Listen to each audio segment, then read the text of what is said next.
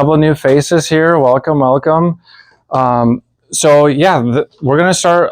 This is our first advanced workshop of the year. So from the looks of it, it seems like heart health. This is something you guys have been wanting to learn about, right? So does everybody have, does everyone have something to write with? If you need something, let us know. The girls can help you find some paper or anything like that. We're going to go pretty deep tonight as far as heart health, so you'll probably be scribbling like mad people. You're welcome to take any pictures that you'd like, so get your phones ready. You're welcome to ask any questions. I try my best to answer on the spot, but I do not know everything, in case you guys didn't know that, but what? I don't know everything, but I'll try to find the answer for you. So, all right, you guys ready? Yep. Let's do it. Okay, so tonight, just to set the table for you guys, this is the layout of how the workshop will go. So we're gonna first talk about health mindset. You guys have probably heard me say 1,000 times, or if you haven't heard me by now, you guys will find I'm really big into mindset and how you look at your health. That will dictate the behaviors that you do, which will get you the results that you want. Okay, so we're gonna first talk about health mindset. We're gonna go over some heart facts, heart stress, and some heart tips. Okay, so as far as the mindset goes, some of you have maybe been to one of these workshops in the past. Maybe this is probably one of the most influential quotes I've ever heard in my life is, if you want a better quality of life, that will be determined on the amount and the quality of questions that you ask. Okay, so the purpose of tonight's workshop, we're going to give you guys some applicable, actionable steps that you can start to do immediately. But we really want you to start asking more and better questions. Okay, so this is the definition of health from the World Health Organization. So they say health is the optimal function of our body, physically, chemically, and emotionally, and not merely the absence of disease. And one thing that you guys will notice, anytime that they talk about health, they always bold and italicize the word function. Optimal function of physical, chemical, and emotional well-being. Now, unfortunately, when we think about medicine does have a purpose. Medicine does save lives, but unfortunately, the model of medicine, or what's incentivized, they essentially wait till you're right here, until you're almost dead, and try to get you just to back here. Okay, obviously, from this definition, right here would not be optimal. Right. We want to get you guys to here as best as we can. Right. So where are you guys right now in this illness wellness continuum? And if you were to if the purple over here was a 10 out of 10 health, and the red right here, that was a 0, you're basically dead at 0. So no one in here is dead, right? Okay, no one in here is dead.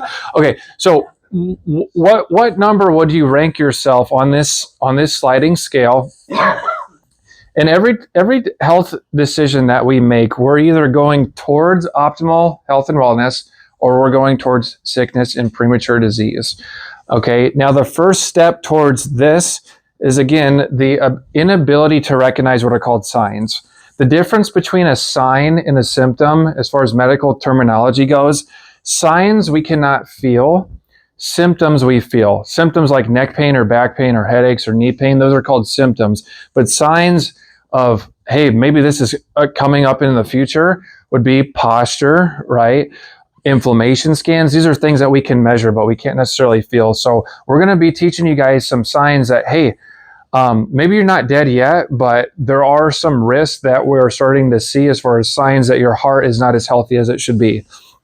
Okay, so questions to consider, some questions to ask yourself. Well, is my heart currently at risk? Is my current lifestyle making me sick? Do I have blind spots? What are the blind spots I'm not even aware of, right? What do I need to start and stop doing? And lastly, what is the overall quality of life that you would like to have in your later years? Right? Do you want to be fully independent, or everybody in here wants to be fully independent, right? What's the quality of life that you want later? So I heard this the other day. It's really simple but really powerful. If you're not happy with your current outcomes, whether it be your health or anything, if you're not changing, you're choosing. Has anyone ever heard that? How powerful is that? If you're not changing, you're choosing. So in other words, if you're not changing the habits, you are pretty happy with the outcomes that you're getting, and you're complacent because you're not changing, right? So Are you happy? And if so, if not, are you changing?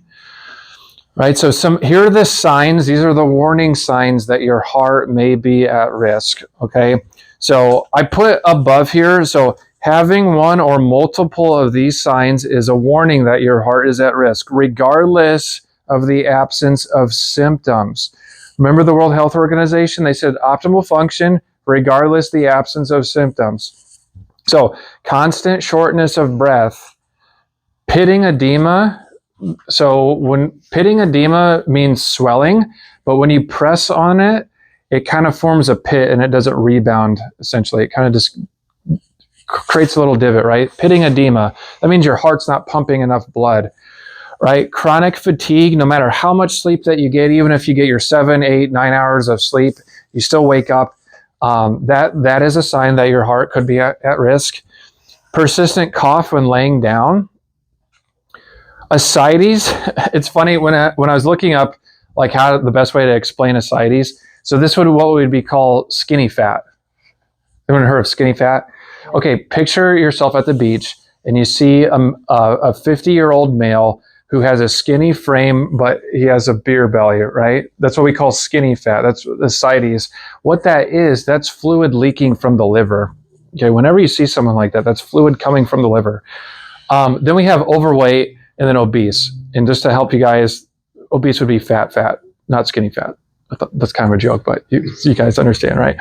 Okay, fat. Okay, sudden weight gain. So sudden weight, let's say you're just gaining 10, 15, 20, 30 pounds, and this is happening within a month's time frame. That's a lot of fluid that your body can't really get rid of because the heart is under a lot of stress, as well as your kidneys and some other organs as well. Okay, and the last one, as far as a sign, would be a rapid or irregular heartbeat. So these are all the signs that, again, I guess the chronic fatigue, I guess you can feel fatigue, but these are more, some signs of fatigue would be darkness under your eyes, right? Some of the puffiness. Okay. So some common heart-related terms, you guys have probably heard this, and if you're not, we're going to kind of dive into what all these mean. So blood pressure, we've all heard of this one, right? So I just put a chart here of the standard typical range.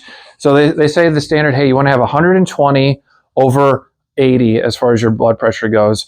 Elevated, that'd be considered 120 to 129 over 80. And it's interesting because this one right here, it says high blood pressure stage 1, but to my knowledge, if it's under 140, that's what they would call pre-hypertensive. You guys heard pre-hypertensive, right? And sometimes the doctor, even if you have an elevated blood pressure and you keep going in, they say, hey, you have an elevated blood pressure. They'll say, hey, why don't we put you on these pills, and just proactively, we'll put you on these pills to lower your blood pressure, right? Right. Before there's an actual problem. They'll market it as we're doing this proactively for your health, for the betterment of your heart, right? But there's probably some other questions that we should be asking ourselves before we get on these meds of, hey, why is my blood pressure so high, and is it really even that high, right? Crisis would be 180 over 120, right? Clots. So clots, what we're talking about is the blood becomes very sticky, and it clumps together, and then it travels through the blood vessels. That would be a clot, and then it blocks other blood from flowing, and we lose oxygen. So that's what a clot is. Okay, plaquing is what happens to the walls. So this is when we build up cholesterol deposits in the walls, and the arterial wall actually becomes very rigid and broken, and it starts to swell, and it narrows down the lining. Okay, so you could see if you have lots of plaquing and then you also have clots, you see how things aren't going to flow that well, right? Okay, arrhythmia, this is talking about the pulsation of the heart. So it's not in a sequential natural rhythm, right? It's something is disrupted in that rhythm as far as electrical impulses to the heart. Heart rate variability. I like to talk about this one because this helps us understand how resilient your heart is. This has been very popular over the past about 5 years. It's pretty new. We're going to dive a little bit deeper, but I put this little gear shifter here because if you think about a car like a V8 Corvette, that Corvette can change gears really fast and rapidly, and it can speed up and accelerate. But if it needs to slow down, that sucker it can stop and slow down really fast, right? So your heart's ability to change gears rapidly, go up really high, go down really fast, that tests your resiliency, and you want to have a very high heart rate variability. That's a predictor of really how long you're going to live. The SA and VA node, have anyone ever heard of these? SA and VA node? You guys have heard of arrhythmia, right? Okay, so arrhythmia is the problem associated with the SA and VA nodes. So what happens if someone has a poor SA node? They have something implanted in their chest. What is it called? Pacemaker. A pacemaker, right? So someone that you know who has a pacemaker, they have a problem with their SA node or VA node in that communication. So it's a portion of the heart that is an extension of the nervous system that sends the electrical impulses. So that's just some anatomy for you guys in case, just to kind of dive deeper as far as why someone would need a pacemaker. Okay, myocardial infarction is? Heart attack, right? That's a fancy way of saying heart attack. Okay, what's the difference between a heart attack and a stroke? There's an anatomy portion of this that's different. Heart attack is here, stroke is... You got it, Bob, right? So a heart attack happens to your heart, right? And a stroke happens to your brain, right? So those are just the finite differences. It's brain versus heart. Okay, so you guys want to guess the top 3 causes of death in the world? What's the top? Let's guess. We're here right now. What's the top, guys? Smoking, cancer. What was? Heart disease. Heart disease. Cardiovascular disease. That's the number 1 cause of death in the world. It's cardiovascular disease. Number 2, cancer, right? Breast cancer in women, prostate cancer in men. And the last one is called iatrogenic death. You guys have probably never even heard this word. That means hospital-induced death. A surgery that went wrong, medication interaction that you had a unexpected overreaction to. That's the 3rd leading cause of death in the world. Wow. Right? Okay, so here's some trivia for you guys. What is the first symptom of high blood pressure? Shout it out. No one knows answers a dumb answer. What's the first symptom? Good guess, Christy. I didn't even look at you. I can hear your voice. Good guess, Christy. No, it's not. Okay, this is a trick question that Dr. D put up here. There is no symptom. The first symptom is a heart attack. You guys have heard of the silent killer, right? I've never heard you say that too in here.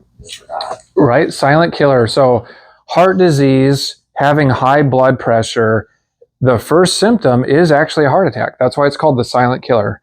Right. So I put this picture specifically because when I was making the workshop, there was a lot of snow out, and I was thinking about somebody that this happens all the time, that a guy or a gal just doesn't take care of themselves that well, and they're not used to exercising, and they're overweight, and they have certain signs, and then they start to do some physical activity because just at some random event it starts to snow, and they overwork themselves and they have a heart attack in the driveway.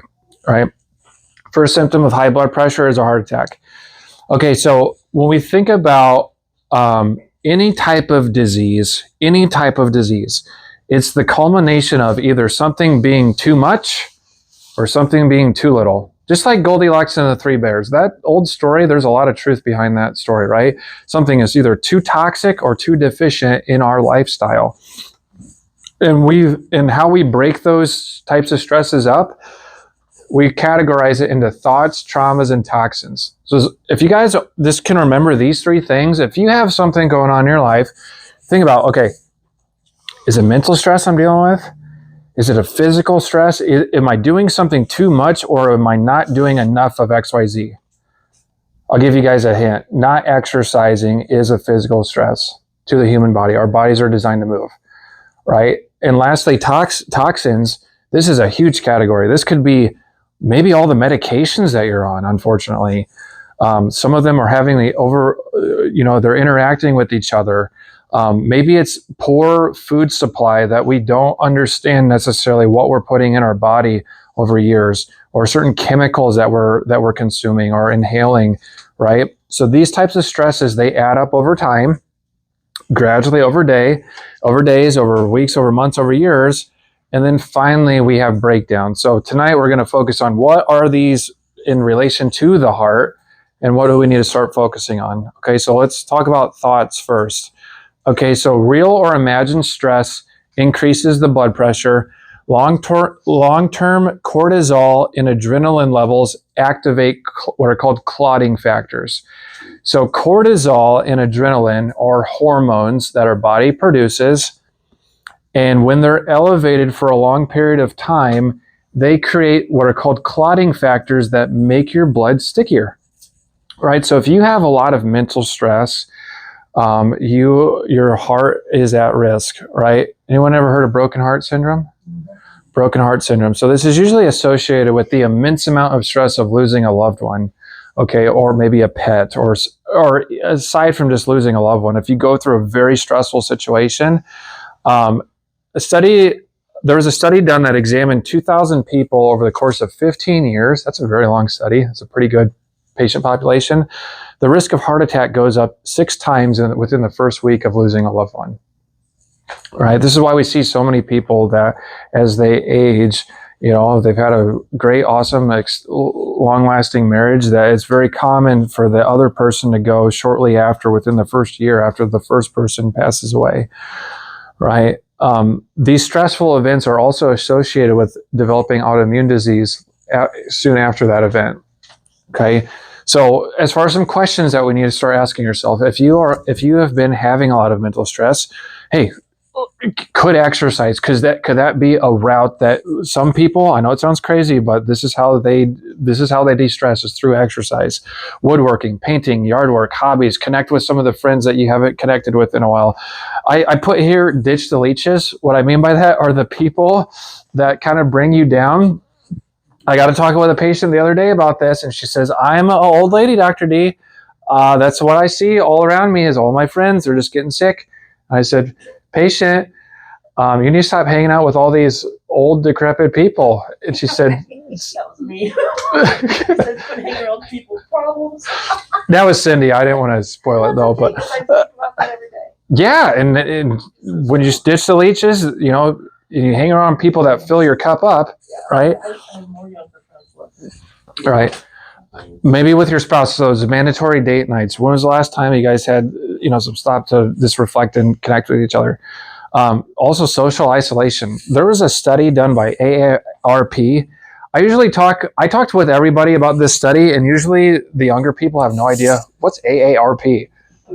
Okay, there were some laughs in here. Okay, you guys know what AARP is, right? You start getting them when there are letters and knocks at the door when you're 65 or approaching, right? So AARP, they did a study. It was done in 2022.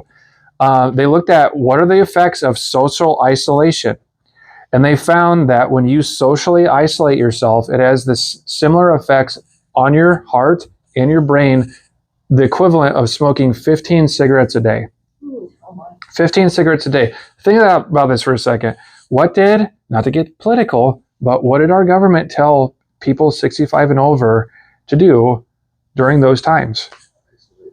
Stay away from people, right?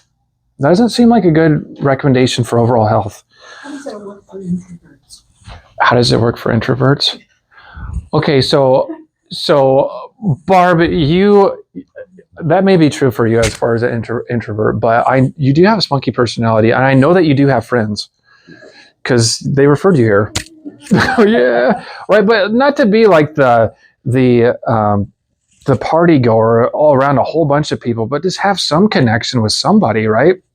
Be in a community group or a Bible study, or maybe there's 2 or 3 friends that you can talk to, maybe on the phone, just someone to talk to and say, hey, how's your day going? Right? Okay.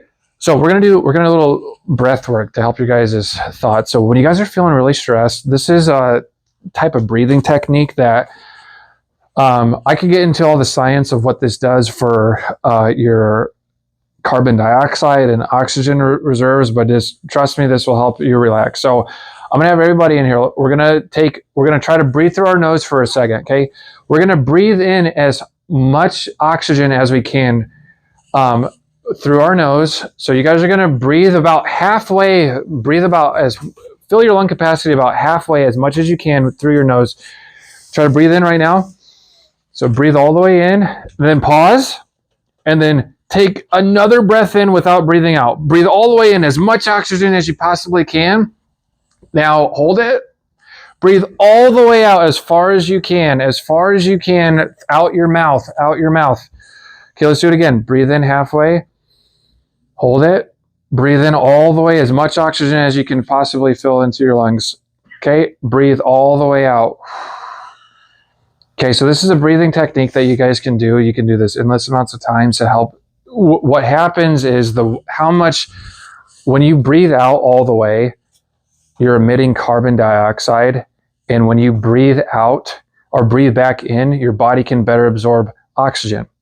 You guys remember those 80s movies when the nerd in the class would breathe into the paper bag? Right? They're breathing in carbon dioxide. And when you can breathe in carbon dioxide, your body's ability to absorb oxygen becomes increased, which will help your heart, right? So breathe in halfway, all the way, breathe all the way out. Cool? All right. Let's talk about some traumas. Okay, already alluded to it, right? So our bodies are designed to move daily.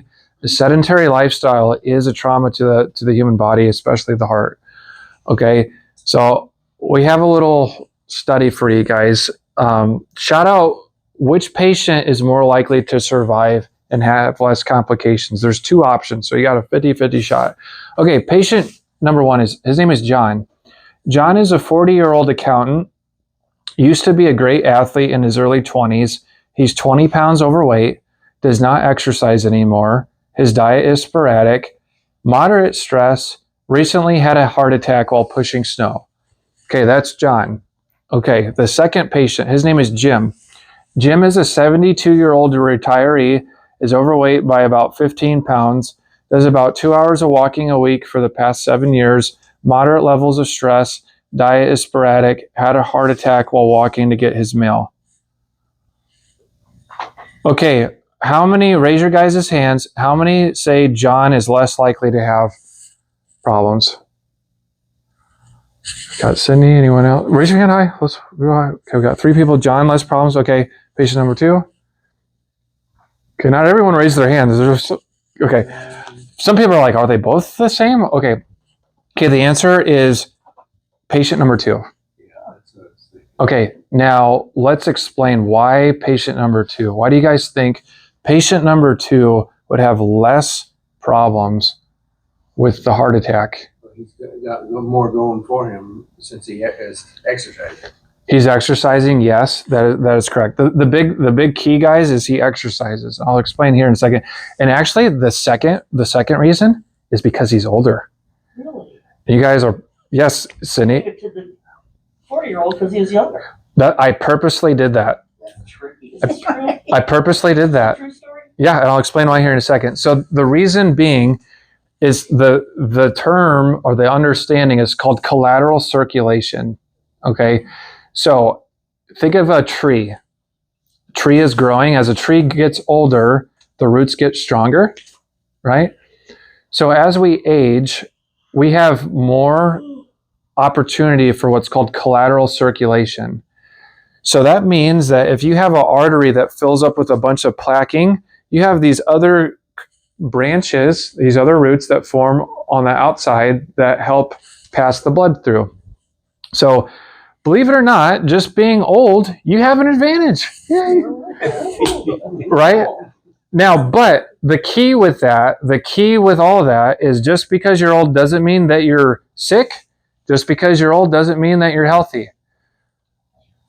The key with it is as you are older, you have more opportunity, but the people who have the most opportunity are the people who exercise.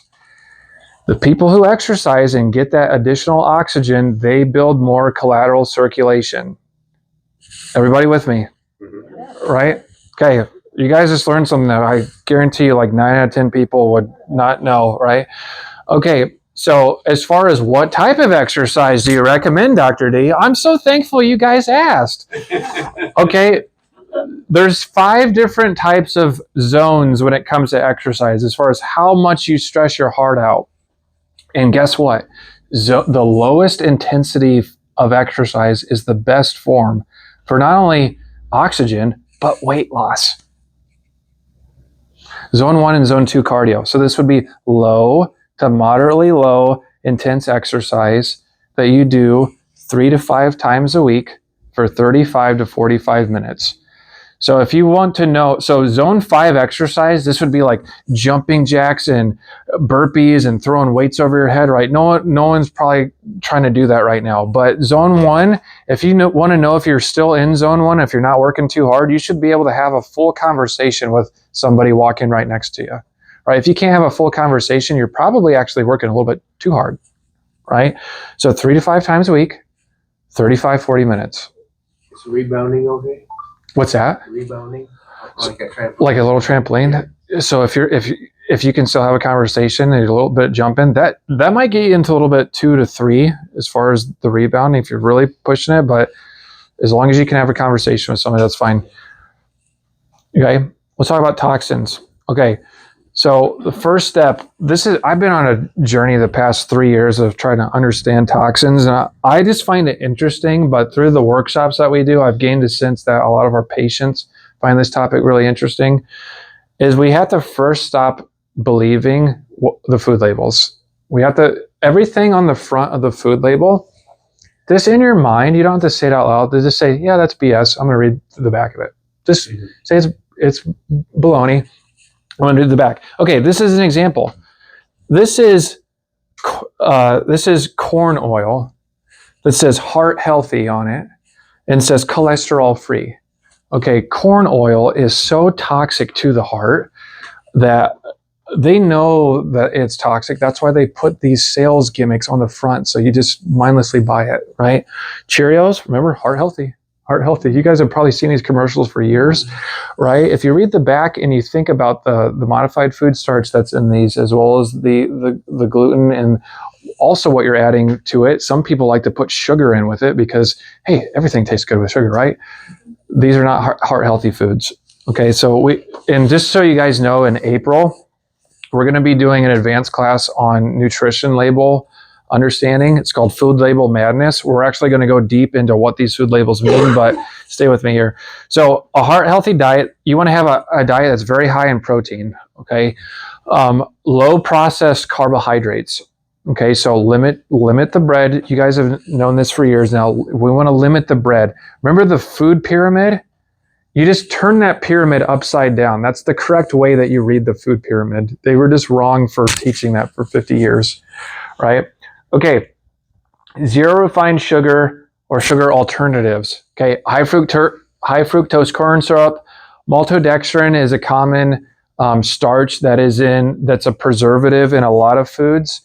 It's a starch, so it's technically not a sugar, but it increases your blood pressure, your blood sugars faster than sugar itself.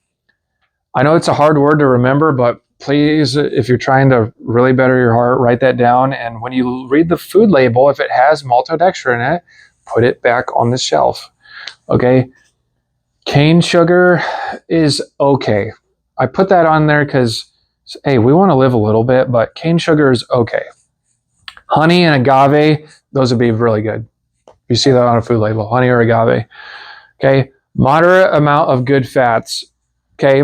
Good fats, food examples would be avocados, coconut products, eggs, nuts, seeds, salmon, grass-fed butter, ghee. Ghee is butter, but it has a lot of the fats removed out of it. So if you're someone who's lactose intolerant, ghee is a really good alternative to get some of those fats that kind of disrupt your gut. Okay, we're going to go over some remedies for the hearts, guys. So I try to hit just about every problem that you could have with your heart, just about. So take a picture, write it down if this applies to you, but let's talk about clots first. So if you're someone who has struggled with clots, lots of garlic as an alternative. Nattokinase, I've never heard of that. Okay, Now, we have to think again for a second, guys. If you're not happy with the results, you have to change. And I will say, nattokinase, what this means is fermented soybeans. And I purposely did not put a picture of this because it looks like beans that have mucus on them. And I know you said you, but when you think about the benefit of what that could possibly do for your life and longevity, sometimes you got to do the hard things. And you got to choose your hard, right? Do you want to, if something like that could possibly help you, is that worse than being on the medications that you're currently on, right? Okay, plaque. Vitamin K2. So if you have a lot of plaquing in your arteries, vitamin K2, what it does is it takes calcium in your blood and it directs it to your bones so that your bones become strong and your arteries become clean. So lots of vitamin K2. Vitamin C, of course, vitamin C is great for many things, but dark greens are going to have the most amount of vitamin C. Dark leafy greens have the most vitamin C, not oranges, not lemons, dark leafy greens, okay?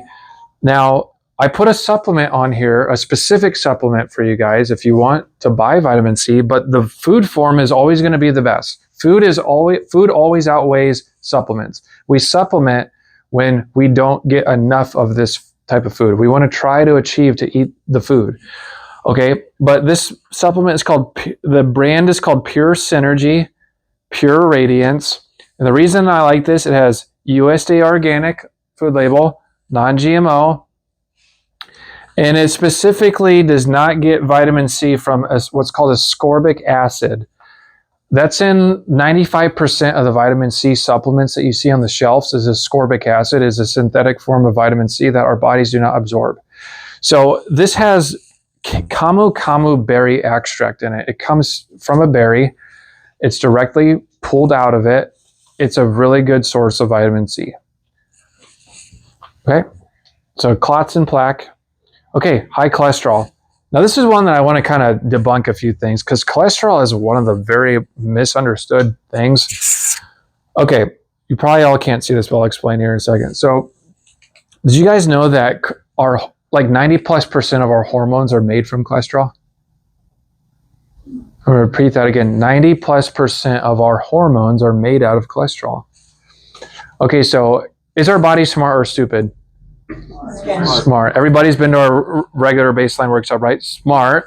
What is when we're under stress, does our body try to help us out, or does it say, forget you? Enough for you. It tries to help us out. It tries to help us out the best that we can, unless we get in the way of it trying to help, right? Okay, so if we're stressed out, and we have to have more stress hormones that our body produces, and our hormones are made out of cholesterol, what's our body going to do? Produce more cholesterol. So this is what medicine does, guys. Too much cholesterol causes plaquing, right? So what medicine does is say, hey, your cholesterol is really high. Here's your statin. Here's Lipitor. We're going to lower your cholesterol. What don't they ask? Why is your cholesterol elevated? Does that make sense? Mm-hmm. Right? So LDL, you guys, when you hear the good and bad cholesterol, that's a bunch of baloney. All cholesterol is good. Too much is bad. Too little is bad. LDL, they label LDL as the bad guy. You guys have maybe heard this. LDL, bad cholesterol. Oh, stay away from LDL.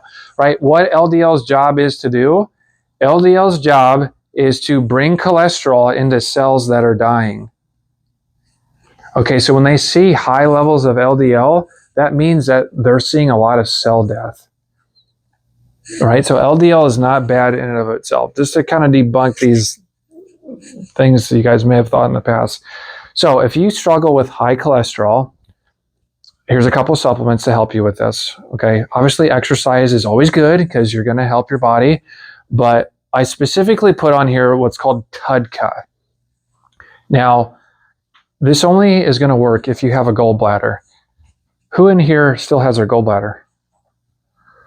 Okay, think about everybody. There's maybe a couple that don't have their gallbladder. Okay, so if you still have your gallbladder, this will work. This actually comes from grizzly bears. It comes from grizzly bear gallbladders. It's their bile. Okay, and specifically this what bile does, what your gallbladder does, is it breaks down fats, which is cholesterol. So this is a supplement that helps you break down cholesterol so your body can absorb it. If you can't use the cholesterol and it can't get to where it goes, your body makes more of it because you can't use what is already given, so it needs to make more of it, right? Now, let's say you don't have your gallbladder. If you don't have your gallbladder, if we know someone that doesn't have a gallbladder, do an act of service to those people, guys, and say, hey, my chiropractor says you should probably be taking bile salts. Okay, bile salts they also help break down your cholesterol. And because you don't have your gallbladder, you don't have a lot of bile. That's what your gallbladder does, is it accumulates what's called bile, and it breaks it down for you. My grandmother visited a few months ago. You guys have all heard me talk about my grandmother before. She has had a ton of problems with her gallbladder. And I said, hey, Grandma, you take bile salts? No. Well, didn't they tell you to do that when they removed your gallbladder? No. Well, go buy some bile salts. The fast diarrhea that she was getting, no longer. Right? Okay, Dr. Berg, he has a bile salt supplement on Amazon that's really good. So if you're looking for a supplement, type in Dr. Berg, B-E-R-G, bile salts. Okay. Another one is vitamin B3 for cholesterol. This is also also known as niacin. Now, I should get paid from Dr. Berg or something because I always recommend his stuff, but the kind that you want, it should say there should be a flushing effect on it. If you go on Amazon and say, I want to buy niacin, you'll see anti-flush. What that means is you won't get red. You want to get red and you want to get itchy. This is going to make you a little bit red and it's going to make you a little bit itchy. And it's too much to go into right now, but there's certain components of that makes it more pure to help you break down your cholesterol. Okay, so that's one of the side effects, but if that happens, it's a good thing. That you want that to happen. Okay, top remedies for the heart. So angina or chest pain, so for this, we take CoQ10. You guys have heard of CoQ10, right? So drugs like Lipitor, which is a statin, decrease CoQ10. CoQ10, the purpose of CoQ10 is to help your muscles, okay? And one of the major side effects of statins is called myopathy or muscle weakness. And coincidentally, they see it in the heart. How weird is that? So you're taking a drug to lower your cholesterol so you don't get a heart attack, but then your heart muscle becomes weak, which predisposes you to a heart attack. Should everybody be taking that, regardless? Good question. So CoQ10, anybody can take. It's not just for people who are on Lipitor. It's very good for people as we start to age and we're thinking proactively about our health. Yes, so having some CoQ10 would be great. Now, I did some more research. I went on Amazon. I typed in, hey, what's a good CoQ10 supplement? Amazon, top choice. 3 times more absorption. Doctor recommended. Best thing ever.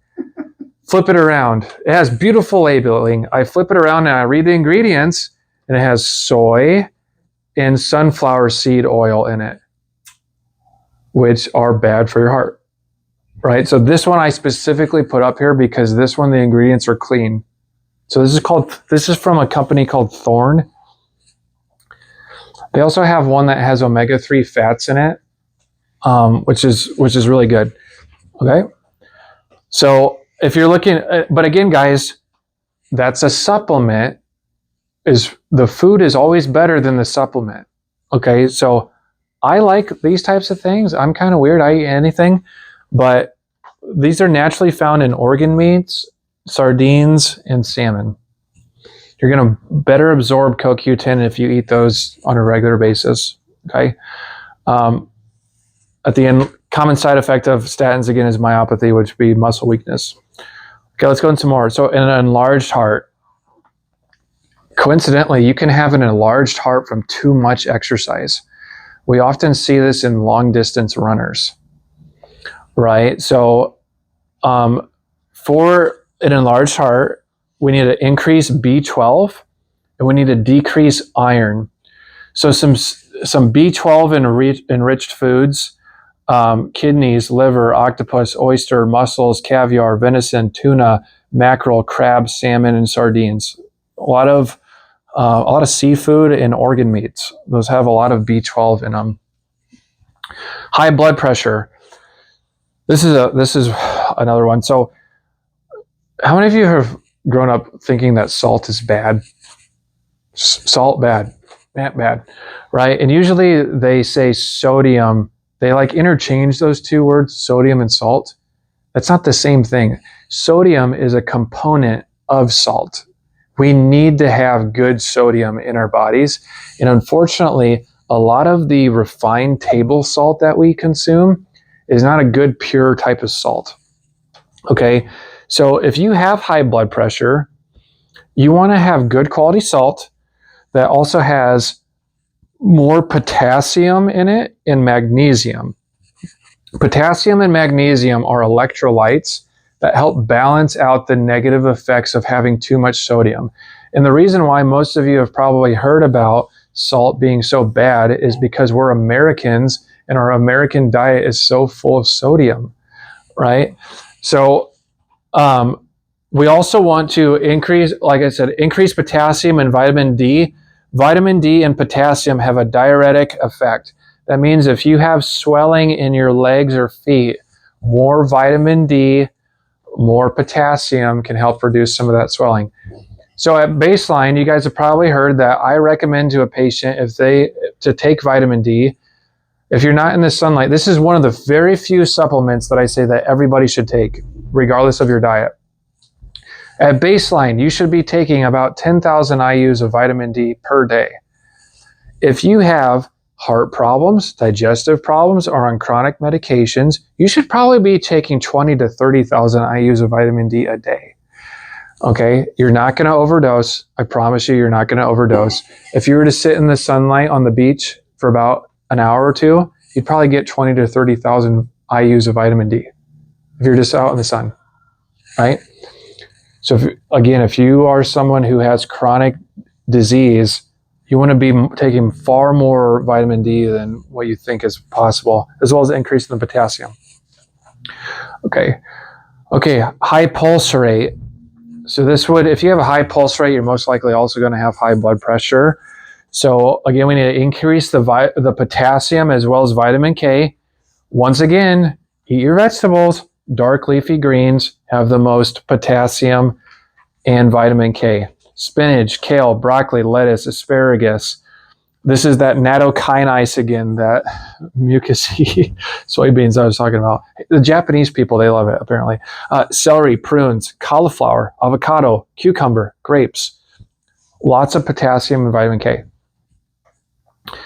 Okay, if you have a low pulse rate, maybe you're someone who has low blood pressure. You usually don't hear about having too low of blood pressure. So this is someone who would actually want to increase the amount of sodium that they have. They want to increase the blood pressure. Okay, so a good type of salt, this is an example. This would be Celtic sea salt. Celtic sea salt. Another salt that you can get on Amazon would be called Baja Gold salt. BAJA Gold salt. Has way less sodium than a typical salt. Has way more potassium, way more magnesium. And I just saw Costco's having a sale right now. I forget how to pronounce it, but they have a big thing of this French salt that is very similar and actually would be superior to this type of salt. So if you have a Costco membership, go find where all the salt is. It's in like a gray big tube, and it's some French word I can't pronounce right now, but it's on sale right now for like $5 off. Okay, arrhythmias. If you have struggled with arrhythmias, usually there's an imbalance in your electrolytes. Okay, so these are, again, arrhythmias. It's something, remember we talked about the SA and VA node? It's the electrical communication. Arrhythmias, electrical communication, electrolytes. Kind of easy to remember, right? Okay, so for the electrolytes, We need it again. Usually the electrolytes that are so deficient in our diet is potassium and magnesium. So my favorite is called Element. This is an electrolyte. Again, if you get whatever brand that you like, you just got to make sure that it doesn't have any added sugar. The added sugar wipes out the benefit of the electrolytes, like Gatorade. That's the worst stuff ever as far as electrolytes. Liquid IV. That's another bad one that was very popular. It has added sugar in it. So this is salty. There's 1,000 milligrams of sodium in it, but there's also 200 milligrams of potassium and 60 milligrams of magnesium. Again, the potassium and the magnesium, they help lower, they outweigh and they help match the sodium. Okay. Heart murmurs. So for this specifically, if you have a murmur, we want to increase all B vitamins. We cannot overdose on B vitamins. B vitamins are what's called water soluble. And if you're taking a lot of B vitamins, what you'll probably notice is when you pee, your pee looks like highlighter yellow. So the highlighter yellow, you're just peeing out the excess amount of B vitamins. That's why you can't overdose on it. Okay. How much of it are you absorbing? That's a $1 million question, right? So that's a great question, Gary. So last year we did a gut healing workshop. How many came to the gut healing? I know a couple people in here, right? So you guys came to the gut healing workshop, and Gary brought up a good point is, hey, how much are you actually absorbing? Well, if you have a poor diet right now, you probably have a lot of leaking in your gut, and there's probably not a lot of absorption happening. So that's why Dr. D keeps saying you have to clean up the food so that your gut can start absorbing these supplements in the first place, right? Okay. So I want to show you guys a few things as far as, aside from food and stress and physical stuff, like does your chiropractic care actually influence the function of your heart, right? So when we think about subluxation, thoughts, traumas, toxins, these add up and they create subluxation of the spine, okay? Subluxation is a misalignment that causes damage to the spine, and then it irritates the nerves, and then those nerves cannot appropriately send those signals to your heart, to your lungs, to your stomach, right? Subluxations typically start silent, and over time, this leads to pain and dysfunction. You guys remember some of the signs of subluxation would be poor posture, poor movement, biomechanics, right? So as far as some anatomy for you guys, we got the brain here. Here's the spine. In the upper portion of your brain around what's called C1, I've adjusted this on a few of you. C1, you have your brain stem. And a part of the brain stem is called the vagus nerve. You guys ever heard of the vagus nerve? The vagus nerve, it's also known as cranial nerve number 10. When we think about the nervous system, there's two parts of the nervous system. Think of it as a hot and cold faucet. The hot faucet is called the sympathetics, which is fight or flight. You guys ever heard of that? Fight or flight? When you're under stress, you're in a fight or flight response. If there's a grizzly bear chasing you, you want that portion to turn on so that you can run away from the grizzly bear. The parasympathetics, that's the cold faucet that helps you rest and digest. Well, coincidentally, all your parasympathetic nerves are in your upper neck and at your lower back. So the vagus nerve, that's the longest nerve in your whole body. When there's a subluxation of that area, it cannot help the heart rest and relax. That's its job, is to help rest and relax. So when we adjust the neck, usually in the upper neck, we start to see the posture change. People start to relax. It slows down the heart. Okay?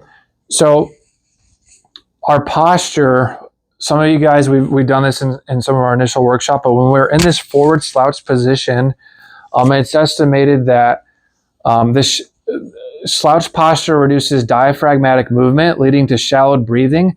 This reduces lung capacity up to 30%, right? So you guys know that our bodies are smart, right? So if we have 30% less oxygen going to our tissues, what does our heart need to do? It needs to work harder, right, Ben? So it increases the blood pressure. It increases the heart rate to pump more oxygen, right? So our posture is directly tied to not only our lung function, but the function of our heart. Okay.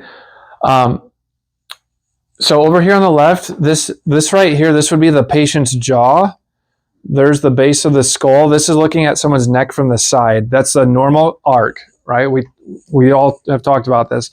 This is a reverse cervical arc, right? So correction of the natural lordosis increases what's called the cross-sectional area of the cerebellar arteries up to 28%. So if you think of just a hose, right? If you chop that hose in half and just expanded it by 28%, that's what happens to the arteries that go to your brain when you're in an upright position. It expands those arteries so that your brain can get better blood flow. All right. Blood volume to the brain increases 15 to 20% when you're in a standing upright position, right? So your heart has to work less.